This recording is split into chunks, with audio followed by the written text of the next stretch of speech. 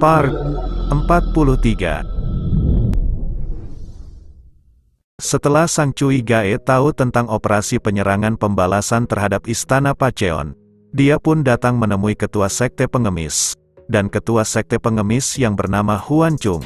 Dia yang terbangun dari tidurnya karena Sang Cui Gae yang datang tanpa permisi. Dia pun memarahinya. Namun, Sang Cui Gae yang tak menghiraukan apa yang dikatakan ketuanya tersebut. Dia pun bertanya, kenapa fraksi mereka dikecualikan dari pertempuran tersebut, dan hanya grup Hochon yang bertarung. Dan ketuanya pun berkata, kalau Sang Cui Gae tidak perlu tahu, karena tidak ada yang bisa Sang Cui Gae lakukan.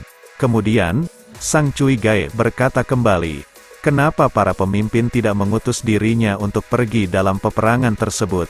Karena dia pikir, grup Hochon yang para pemimpin tunjuk tidak akan mempunyai kesempatan untuk mengalahkan pasukan Istana Pacheon. Huan Chung pun mencoba mengalihkan pembicaraannya dengan berkata kepada Sang Cui Gae untuk berhenti berbicara dan memelankan suaranya. Tetapi, Sang Cui Gae yang masih tak terima, dia pun terus mendesak ketuanya untuk menjelaskan, kenapa grup Bokma dan Ei Hyul dikecualikan.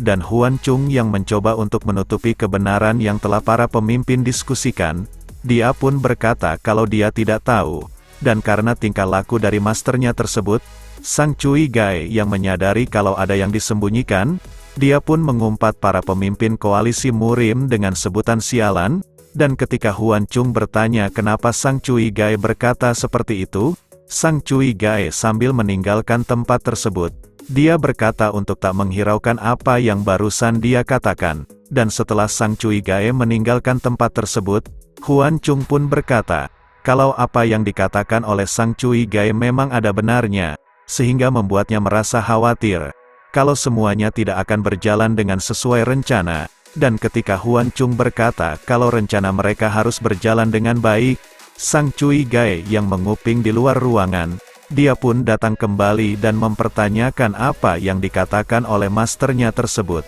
dan Huan Chung yang tak mau memberitahukannya, sambil melemparkan bantalnya, dia berkata kalau dia tidak tahu. Di tempat lain, terlihat Zhuge Gong, Zhuge Yongyong, dan Biksu Yong-o sedang mengadakan pertemuan, dan di pertemuan tersebut, Zhuge Yongyong bertanya kepada ayahnya, apakah rencananya tersebut demi untuk tidak menugaskan grup Bokma dan Ei Hyul agar mereka tidak bisa menyerang garis belakang, dan ayahnya pun membenarkan hal tersebut. Kemudian, Biksu Yong-oh yang mendengar itu, dia pun bertanya, bukankah itu berbeda dari apa yang Zhuge Gong katakan di pertemuan sebelumnya?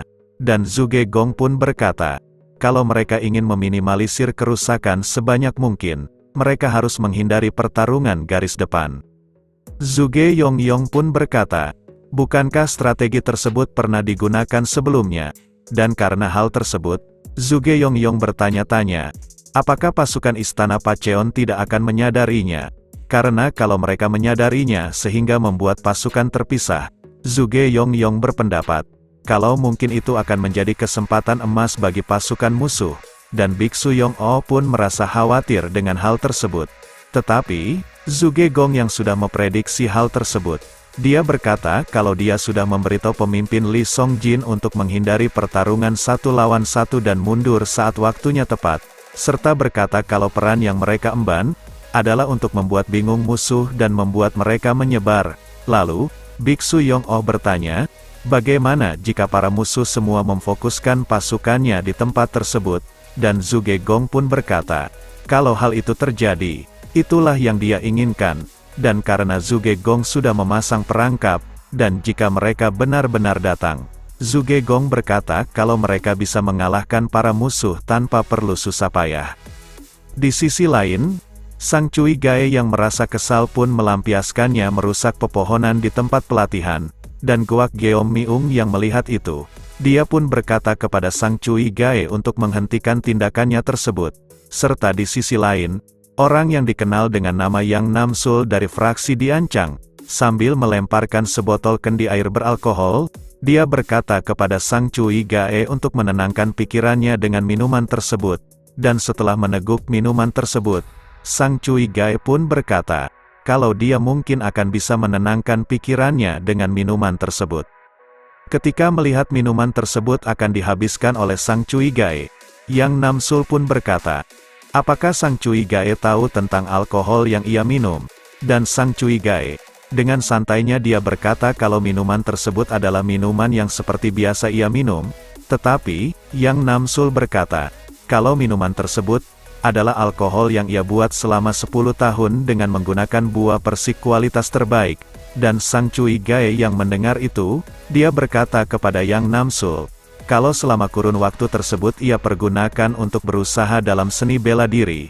Sang Cui Gae berkata kalau Yang Namsul mungkin sudah menjadi ahli yang hebat, dan tak berselang lama, masternya Huan Chung yang datang pun langsung memukul kepala Sang Cui Gae, sambil berkata kalau Sang Cui Gae sudah terlalu banyak minum minuman keras. Setelah memberikan pelajaran kepada Sang Cui Gae, Huan Chung berkata kalau dia tidak tahu bagaimana merencanakan penyerangan dengan seseorang seperti Sang Cui Gae yang kesibukannya hanya minum minuman saja, dan Sang Cui Gae yang mendengar itu, dia pun bertanya, apakah itu artinya mereka akan pergi bertarung? Dan Huan Chung pun berkata kepada Sang Cui Gae untuk jangan terlalu bersemangat, karena kepergian mereka ke medan perang sama saja dengan pergi untuk mengantar kematiannya. Kemudian, Huan Chung pun menyuruh Sang Cui Gae untuk memberitahukan ke setiap fraksi untuk berkumpul, karena waktu yang mereka punya sudah tidak banyak lagi. Tetapi, sebelum pergi, Sang Cui Gae sedikit merasa kesal, karena, Yang Namsul yang ia anggap orang biasa-biasa saja, dia menjadi salah satu perwakilan dari fraksi diancam. Dan Yang Namsul yang mendengar itu, dia berkata kalau dirinya lebih tua 5 hari dari Sang Cui Gae, dan memintanya untuk menghormatinya, dan di dalam perjalanan mereka untuk memberitahukan ke setiap fraksi, Sang Cui Gae bertanya kepada Goak Geom Miung, kenapa dirinya harus ikut sedangkan perwakilan fraksi Gunung Hua sudah ada di sana, dan Goak Geom Miung pun berkata, kalau fraksi Gunung Hua tidak hanya itu sendiri, melainkan ada cabang yang lain, seperti grup Sang Wang yang harus ia pimpin. Di tempat lain di Spirit of the Mountain, Bu In Gok yang sedang menyamar dengan para bawahannya, dia pun bertanya kepada salah satu bawahannya, apakah grup yang lain sudah bergerak sesuai dengan rencana, dan bawahannya pun mengiyakan hal tersebut, serta berkata, kalau semua orang sudah berkamuflase dan bergerak pada malam hari, dan karena hal tersebut, dia pun berkata kalau tidak akan ada masalah sama sekali. Namun terlepas dari itu, Bu In Gok berkata, kalau mereka jangan sampai menurunkan penjagaan mereka, karena musuh mempunyai mata yang tajam, dan mengingatkan kepada para bawahannya untuk berhati-hati.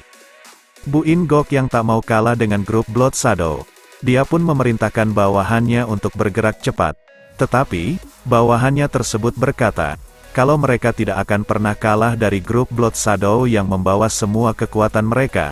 Jadi bawahannya tersebut berkata kalau grup Blood Shadow akan tertinggal jauh di belakang mereka, sehingga membuat Bu In Gok pun meremehkan grup mereka, kalau grup mereka tidak mencerminkan sebagai seorang asasin.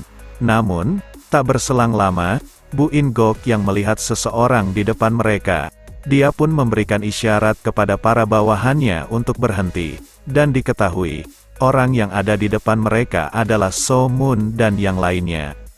Di sisi So Mun, dia yang sedikit lupa dengan jalan menuju ke Gunung Hua.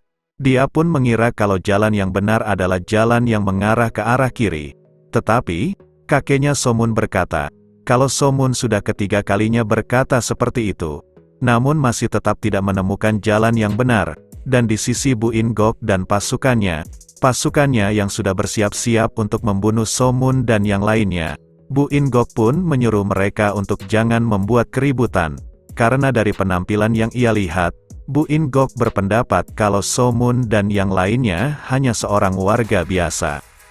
Di saat mereka mencoba melewati So Mun dan yang lainnya, salah satu bawahan Bu In Gok yang melihat ke arah So Mun, dia pun langsung terkejut, karena dia tahu, kalau orang yang ada di depannya adalah So Mun yang dikenal sebagai Phantom Archer. Dan ketika melihat ke arah Gu Yangpong, dia pun menyadari, kalau dia adalah mantan pemimpin Istana Pacheon, yang langsung membuatnya mulai merasa panik, dan ketika kakeknya So Mun yang sudah tak mempercayai apa yang dikatakan oleh So Mun, dia pun mencoba untuk menanyakan jalan kepada Bu In Gok dan kelompoknya, Dan bawahan Bu In-gok yang mendengar itu, dia yang merasa panik pun berkata dalam hatinya, kalau mereka melawan So-mun dan yang lainnya dengan orang-orang yang ia bawa, dia memastikan, kalau mereka akan langsung mati seketika. Dan setelah kakeknya So-mun memanggilnya, dia yang panik pun mencoba untuk menyembunyikan identitasnya.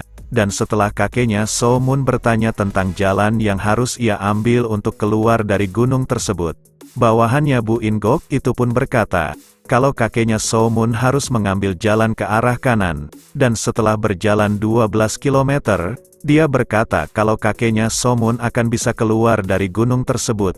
Dan kakeknya So-mun yang mendengar itu, dia pun memarahi So-mun, karena jalan yang ia tunjukkan adalah jalan yang salah. Dan setelah mengetahui jalan yang benar, kakeknya So-mun pun berterima kasih kepada bawahan Bu In-gok tersebut. Setelah mereka berpisah, bawahan Bu In-gok pun langsung menghela nafas. Karena situasi yang mencekam sudah ia lewati, dan di sisi Bu In-gok, dia yang merasakan tekanan yang sangat mengerikan. Dia pun berkata dalam hatinya, kalau dia baru merasakan perasaan seperti itu, serta bertanya-tanya, bagaimana aura seperti itu bisa datang dari seseorang, dan bawahannya tersebut. Dia pun lalu bertanya, apakah Bu In-gok merasakan perasaan yang mengerikan? Dan Bu In-gok pun berkata, kalau itu sudah pasti, karena sebagai kaisar asasin, Bu In-gok berkata kalau dia sudah pasti merasakan perasaan seperti itu, yang bahkan membuat seluruh sekujur tubuhnya merinding, yang seperti mengisyaratkan ada hal yang buruk. Namun terlepas dari itu, Bu In-gok bertanya-tanya, bagaimana aura tersebut bisa terpancar dari ketiga orang tersebut, serta juga bertanya-tanya, siapa sebenarnya identitas mereka, dan bawahannya yang mendengar itu. Dia pun berkata, kalau orang yang menggendong bayi, adalah orang yang dijuluki sebagai Phantom Archer, sehingga, seketika membuat Bu In-gok pun terkejut. Next, kita lanjut di part selanjutnya. Terima kasih.